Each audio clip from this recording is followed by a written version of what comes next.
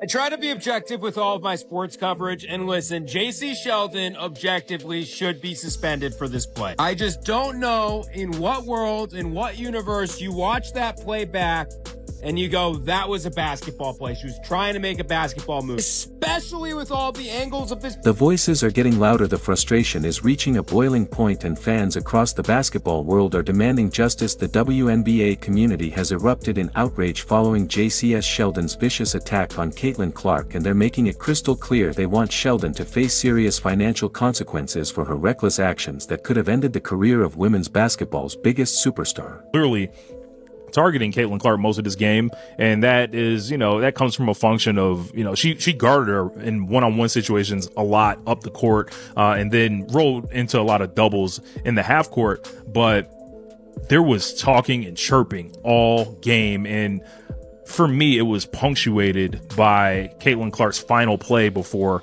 she came out of the game, where she stares Jacy Sheldon down, essentially demonstrates, she's like, if you poke me in my eye, I will shoot it in yours. And she crosses her, finds the favorite spot, free throw line extended from the logo area, big fuck you 3 to Jacy Sheldon, yells at the Connecticut bench, yells at the crowd. Her and Jacy Sheldon come back together. Caitlin fires up the audience, basically tells Jacy Sheldon, you are a bum. The sentiment is spreading like wildfire across social media platforms and sports forums everywhere, with fans pleading for the WNBA to impose a massive fine on Sheldon that will finally send a message. If the league won't protect their golden goose through proper officiating, then they must at least make the financial punishment so severe that future attackers will think twice before targeting Clark. Every time Caitlin Clark takes the court, her opponents act like they've been booked for a main event brawl. The WNBA is doing nothing about it. Opponents aren't playing ball. They're strategically ambushing her. They're trying to injure her. Opponents bring chaos. She brings composure. And what Sophie did last night is completely valid. The WNBA has to do something about this. During what should have been a routine Tuesday night game between the Indiana Fever and Connecticut Sun, we witnessed yet another chapter in the ongoing saga of Caitlin Clark being treated like a human punching bag while the WNBA turns a blind eye. This time, however, the attack was so blatant and dangerous that even casual observers couldn't ignore the intent behind Sheldon's actions. Clark and Jacy Sheldon. There is a legitimate hatred there. If you guys have heard, this Ohio State team, this 2023 Ohio State team, hated that Iowa team. And this is Jacy Sheldon, who was Caitlin Clark's direct matchup in these games. Like I tweeted out, forget Angel, forget Dejanay. This is Caitlin Clark's one true rival. Jacy Sheldon deliberately poked Clark in the eye during a defensive play in action that could have caused serious and lasting damage to the league's most valuable player. What made this incident even more egregious was the malicious grin on Sheldon's face afterward. Fans were quick to point out that this wasn't an accidental basketball play. This was a calculated assault on the woman who has single-handedly saved the WNBA from irrelevance. Funny thing about that whole Caitlin and Jacy situation last night is it's like on a if you know thing. These two have been running the friendly fade on the court for like the last 4 years. They played in college, had great battles, so I'm not surprised last night happened. If you are enjoying, please subscribe. The sequence of events that followed was equally disturbing. After poking Clark in the eye, Sheldon continued her aggressive behavior by grabbing Clark's arm and digging her nails into her skin, an additional foul that went completely uncalled by the referees. Then, as if the eye poke wasn't enough, Marina Mabrey joined the attack by shoving Clark to the ground from behind while she was still recoiling from the initial injury. Oh, you know what? I'm just going to be me. I don't go in there trying to predetermine anything. I'm dialed in. I need to focus on hitting my shots, making sure I'm executing the schemes right. I'm not focused on the extracurricular activities. And you know what? During that, it was just part of the game. I think the refs had a lot to do with that. It was a build-up for a couple of years now of them just not protecting, the star player of the WNBA. And so at the end of the day, I'm going to protect my teammates. That's what I do. And I'm a team player, so it's all good. The immediate aftermath of Sheldon's attack revealed the depth of fan frustration that has been building for years. Within hours of the incident, social media exploded with demands for severe punishment, with fans calling for everything from massive fines to season-long suspensions. The Hashtag Jacy Sheldon began trending across multiple platforms as supporters of Caitlin Clark flooded Sheldon's Instagram account with harsh criticism. Comments ranged from calling her unprofessional and bitter to questioning whether she belongs in any professional league. Look at it from behind or from the side. It's so obvious that she straight up leapt out towards Caitlin and got her right in the eye. And the more I try and watch it back and you try to be objective, there is no world where this was a basketball play. And yes, she was playing tough defense on Caitlin up until that point, but she leapt forward, and it's not like it's defensible where you can say she tried to get the ball, because her hand at that point was so far away from where the ball was. It's not like Caitlin was dribbling the ball up near her face. How she was not ejected for this, I don't know. The broadcast was talking about it, and that's why Sophie Cunningham even had the opportunity to hard foul her at the end. I don't know what you do, but the league's got to do something. Even prominent media personalities joined the chorus of outrage. Jimmy Fallon used his platform on The Tonight Show to directly address the WNBA leadership, saying, "What is going on in the WNBA? Protect Caitlin Clark. At all costs, please, enough of this, please."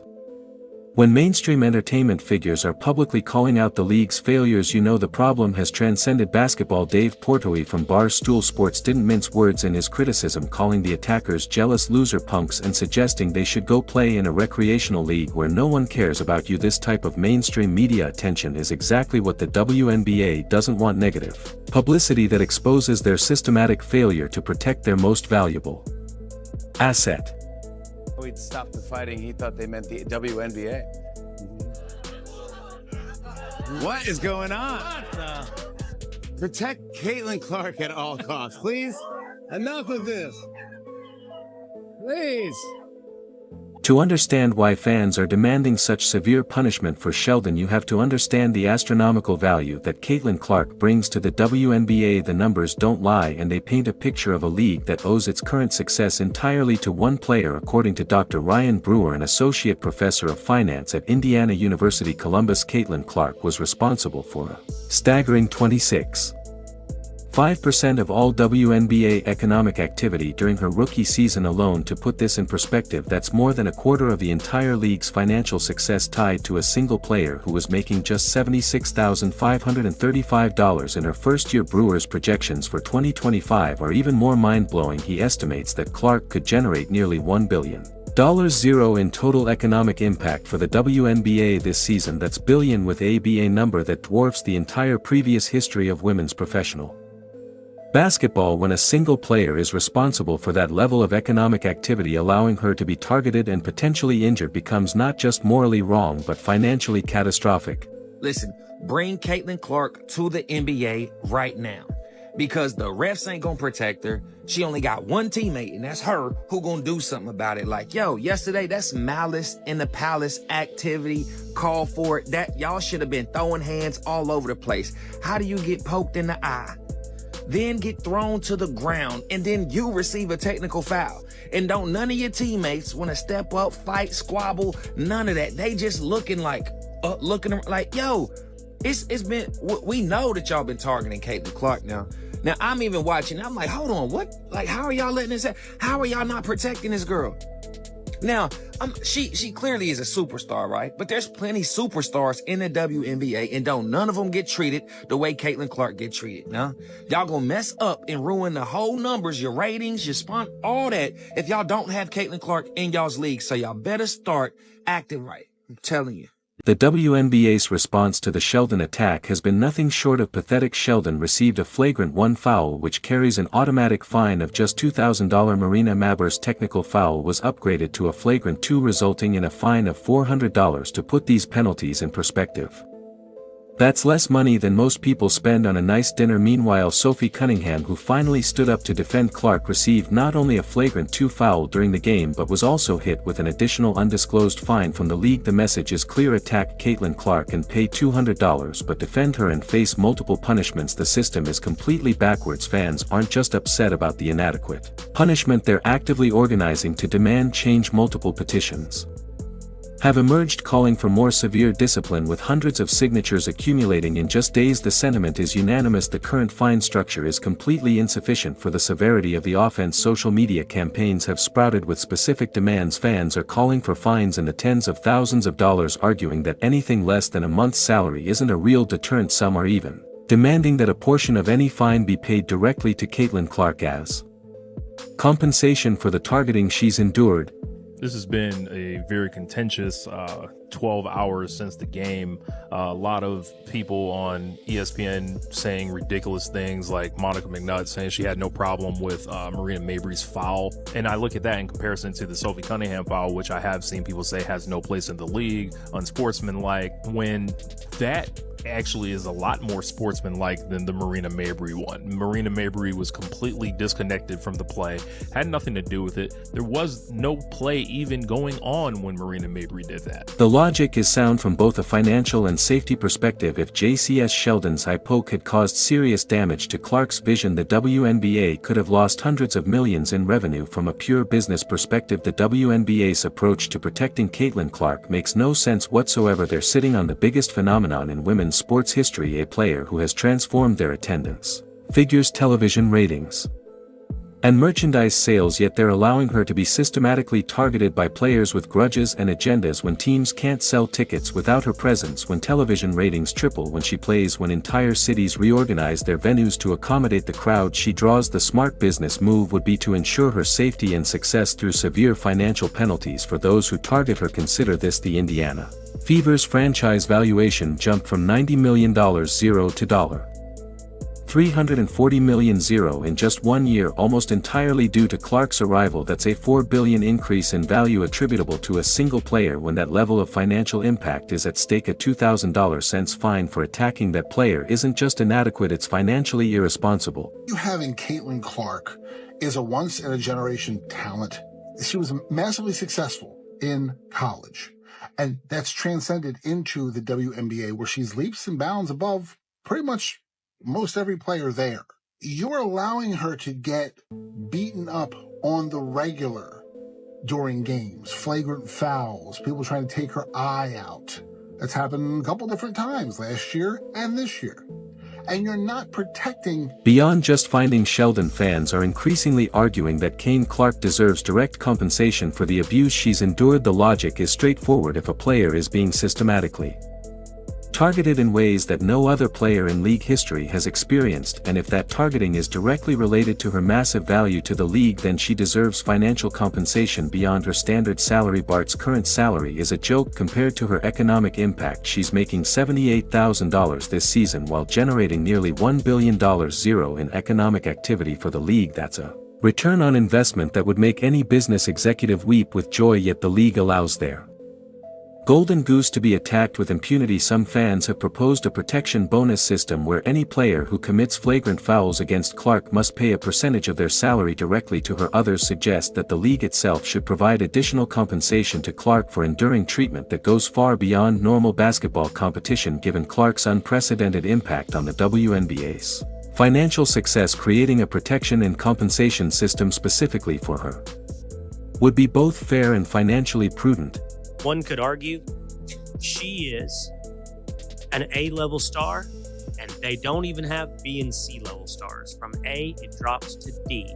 She is the entire league, and they allow things like this to happen last night against the Connecticut Sun. Watch when Caitlin Clark is trying to create some space. It looked like she just got hit in the eye there.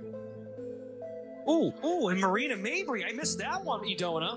Oh, I missed that one too. Like, it wasn't just a hard foul accident. Like, there's nothing Caitlin Clark has done in response at this point. So what's the point in bowing up into her face? And immediately, I don't think Caitlin's even extended her arm to push her away. Maybe the coaching is, hey, if you're physical with Caitlin Clark, it's one of the only ways to stop her. Yes. So, like, they're all encouraged to be really physically aggressive. But it's hard not to look at this and think there's animus towards her. You got to protect Caitlin Clark. She is the WNBA. If the WNBA was serious about protecting their billion-dollar investment, the fine structure would look completely different. Instead of $200 fines that players can pay out of their petty cash, meaningful penalties would involve significant percentages of annual salaries. A real deterrent would fine players like Sheldon a minimum of $25,000 for deliberately targeting Clark's eyes or other vulnerable areas. For context, that would represent roughly 10% of a typical WNBA salary, making it a genuinely painful consequence that would make players think twice before attempting similar attacks. For repeat offenders or particularly egregious attacks, fans are calling for fines of $50,000 or more, along with automatic multi-game suspensions. The message needs to be clear: if you want to play in the WNBA, you respect and protect the player who has made the league financially viable. Fans demand larger fines, partly paid to Clark to punish aggressors and compensate her for unprecedented targeting. Caitlin Clark is non-disrespectable. That's not even a word, but I'm gonna just use it for the point of my video. You cannot disrespect the nucleus of women's basketball and act like it's not gonna be a problem, man. Oh, Caitlin Clark could do this, but other people can't. You goddamn right. Because she's the center of women's basketball. We've said this a million times. Clark changed the game. She is the nucleus, the center, the black hole. Everything revolves around Clark with women's basketball, man, because of her influence. Part of the fan outrage stems from the consistent failure of WNBA referees to properly protect Clark during games. Time and again, obvious fouls are ignored, flagrant attacks are downgraded to common fouls, and Clark herself is penalized for defending herself. Fans argue that if referees won't do their jobs during games, then the league must impose post-game punishments so severe that they compensate for the lack of in-game protection. When officials allow Clark to be poked in the eyes, grabbed, scratched, and shoved without appropriate consequences, the league office must step in with financial penalties that actually matter. The current system essentially rewards aggressive behavior toward Clark while punishing those who defend her. This backwards incentive structure has created an environment where attacking the league's biggest star is seen as acceptable while protecting her results in ejections and fines. Caitlin Clark is the golden goose. Every game she is dropping golden eggs, and they are trying to strangle the golden goose to death. There's jealousy, there is hate. Everyone in the league seems to hate the fact that Caitlin Clark is making the league relevant. If I were advising Caitlin Clark, I would say start your own pro basketball league for women. I don't know why she benefits from the WNBA at all. She could go out, she is the draw for women's basketball, and set up her own league. She might even be able to own the majority of the league. She could probably become a billionaire, set it up with far fewer teams, you play far fewer games. Heck, they did it with Live Golf. I think the audience would follow Caitlin Clark wherever she goes. WNBA's failure to protect Caitlin Clark endangers her career. Allowing unchecked aggression against her will only escalate targeting, risking serious injury. Fans, unlike the league, recognize Clark's immense value and her fans' loyalty. If the WNBA continues to undermine its biggest star, international leagues, especially in Europe, could offer her better protection, respect, and compensation, potentially luring her away to an environment that values her. The solution to this crisis is straightforward, but it requires the WNBA to acknowledge the reality of their situation. Caitlin Clark is not just another player, she is the economic engine that drives the entire league. Protecting her isn't just morally right, it's a business necessity that should override all other considerations. Jacy Sheldon's attack on Clark should result in a fine of at least $25,000. With a significant portion paid directly to Clark as compensation. This would send a clear message that targeting the league's biggest star comes with severe financial consequences. Additionally, Sheldon should face a multi-game suspension to drive home the point that such behavior won't be tolerated. The WNBA must protect Clark with stricter penalties for flagrant fouls against her, acknowledging her economic importance to the league. Referees who fail to protect her should be replaced